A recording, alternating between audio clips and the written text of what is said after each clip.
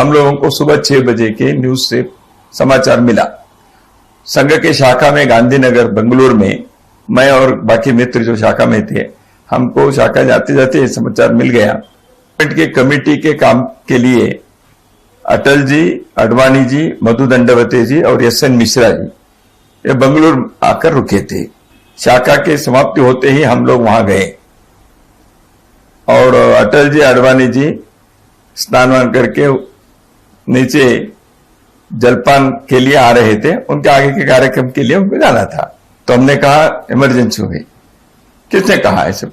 शायद उनको तब तक जानकारी भी नहीं थी या जानकारी होगी, उन्होंने पूछा तो हमने कहा रेडियो में सुना हमने और ऐसे हुआ। तो अडवाणी जी तुरंत यूएनपीटीए को फोन लगाओ, ऐसे करके फोन लगाना है, स्टेटमेंट देना है फोन पर इसके खंडन करते हुए। अटल जी ने कहा क्या कर रहे हैं? मैं स्टेटमेंट देता हूं, अपने तरह से वक्तव्य देना। अटल जी ने कौन छापने वाला है? तो अटल जी को पता चल गया था कि इमरजेंसी घोषित होते ही प्रेस संसार भी साथ साथ हो गया है, तो इसलिए ये स्टेटमेंट अगले कोई छापने वाला नहीं है। जलपान के लिए न जाते हुए वो अपने कमरे में वापस गए, हम भी पीछे पीछे गए। थोड़े समय के अंदर पुलिस आ गई। तो उस ऐतिहासिक क्षण के लिए मैं साक्षी रहा। अटल जी, अडवाणी जी, एस.एन. मिश्रा जी तीनों को पुलिस ने गिरफ्त करके हाईग्राउंड पुलिस स्टेशन पर लेके गए। तो भूमिगत रहे क्योंकि हम लोग मीसा में वांटेड है पता चल गया।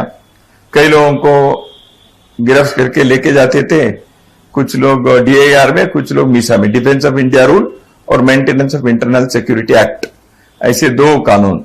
डिफेंस ऑफ इंडिया रूल में कोर्ट में जाने का और वहां आर्ग्यू करने का और शायद छूट भी जाने के प्रावधान है। मीसा में ऐसे कोई नहीं था। आपको चार्ज बताने की जरूरत भी नहीं है, क्या गुनाह है, और कोर्ट में जाने के आपको कोई अधिकार नहीं है। सब प्रकार के फंडामेंटल राइट्स सस्पेंडेड ऐसे होने के कारण मीसा में रहने वाले व्यक्ति को अंदर उनका क्या हुआ ऐसे घर के लोगों को भी पता चलने चाहिए, ऐसे भी कोई प्रावधान नहीं था।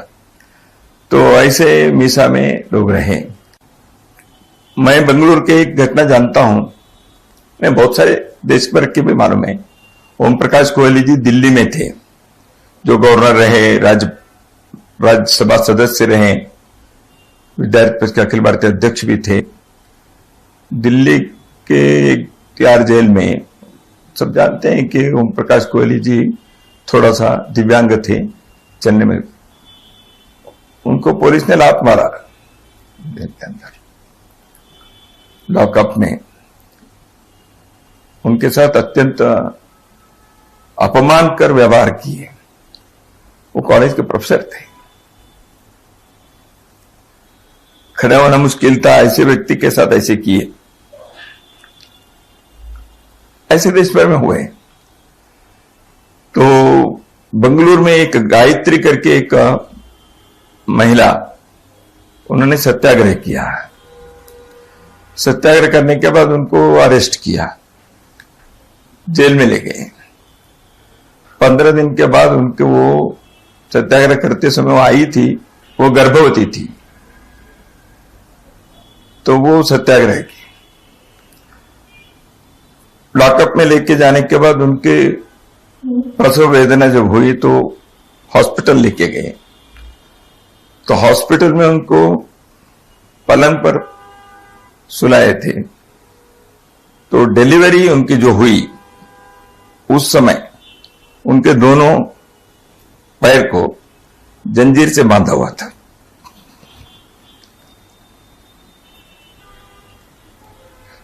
संघ इस सारे जयप्रकाश नारायण आंदोलन में और बाद में संघर्ष के संदर्भ में यानी आपातकाल के विरुद्ध के संघर्ष में काम किया है। संघ के समर्थन में बहुत सारे, जैसे मैंने पहले कहा, देश भर में नेटवर्क बना। तो इसलिए संघ को दमन करना यह मुख्य बात होने के कारण अन्य 25 संगठन के साथ संघ को भी बैन कर दिया था। इसलिए संघ पर प्रतिबंध लगाना और संघ के दमन करना यह सरकार के वरिष्ठों के नेताओं के प्रधानमंत्री उस समय के, उनके स्पष्ट उद्देश्य था। किसी भी देश में लोकतंत्र जहां है वहां लोक की आवाज को दमन करने के, कुचलने के कोई भी प्रयत्न वह सफल नहीं हो सकता। और कुछ समय के लिए आप दमन कर सकते हैं, जैसे 20 महीने आपातकाल रहा, लेकिन दमन नहीं हो सकता। संविधान की प्रस्तावना में पहले से नहीं था सेक्युलरिज्म और सोशलिज्म का, इन दो शब्दों को उन्होंने जोड़ा, वो आज तक है। संविधान के साथ छेड़छाड़ करने का प्रयत्न भरपूर किए उसने, और 5 वर्ष के जो लोकसभा के कार्यकाल है उसको 6 साल किया, 1 वर्ष ज्यादा कर दिया। ये आपातकाल क्यों हुआ? देश में आपातकाल होते जब देश असुरक्षित है तो आप आपातकाल करिए। व्यक्ति या पार्टी असुरक्षित है, अस्थिर है, उसके लिए संविधान का उपयोग करना या दुरुपयोग करना, यह लोकतंत्र में कभी भी नहीं होना चाहिए।